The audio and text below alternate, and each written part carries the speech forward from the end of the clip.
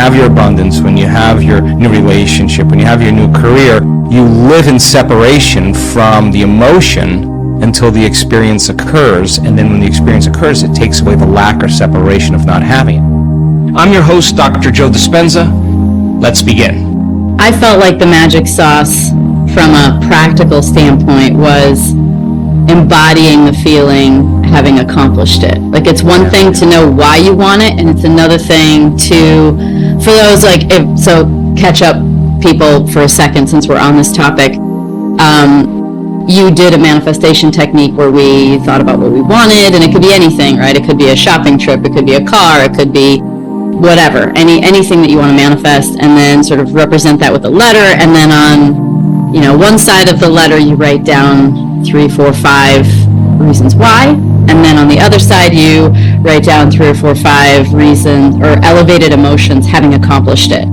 And so then we went into the meditation and we did it, and anyway, 2 hours later it happened, and somebody goes, oh, there's a trip to Egypt in February if you want to go, and so boom, here we are now. So that to me feels like what the magic sauce is. Is that right? Or well, let's talk about it. I think that we've been hypnotized and conditioned into believing that, we have to do something in order to have an experience in three-dimensional reality, and this is the plane of demonstration. So when we have the experience, the end product of an experience is an emotion, right? So that's the payoff. When you have your abundance, when you have your new relationship, when you have your new career, you live in separation from the emotion until the experience occurs, and then when the experience occurs, it takes away the lack or separation of not having it. Nothing wrong with that. That's the rules of three-dimensional reality, and you can get really good at it. You could go to school, you can make the right choices, you can learn from your mistakes, you can be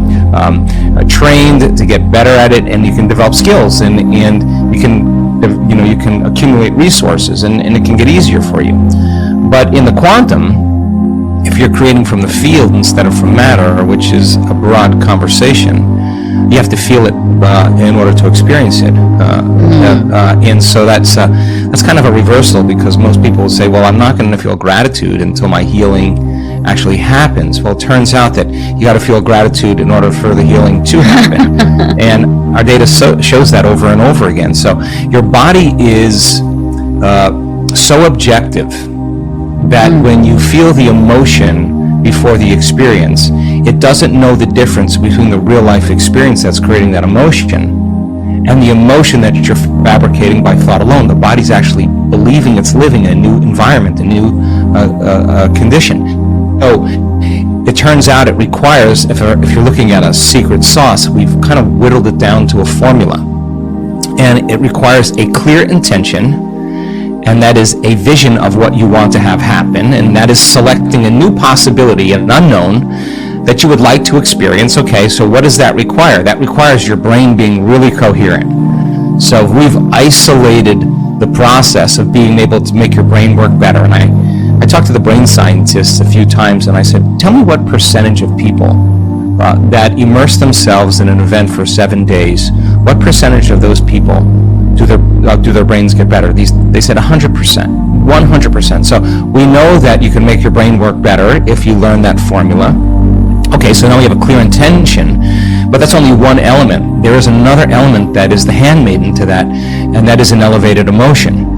Now, elevated emotion, I'm talking about, so many people feel with every single body part except their heart. I mean, that's just kind of a weird thing that we do as human beings. Well, you protect that. It's being vulnerable in the jungle means you're more likely to be taken advantage of. And you get bruised or injured in your life.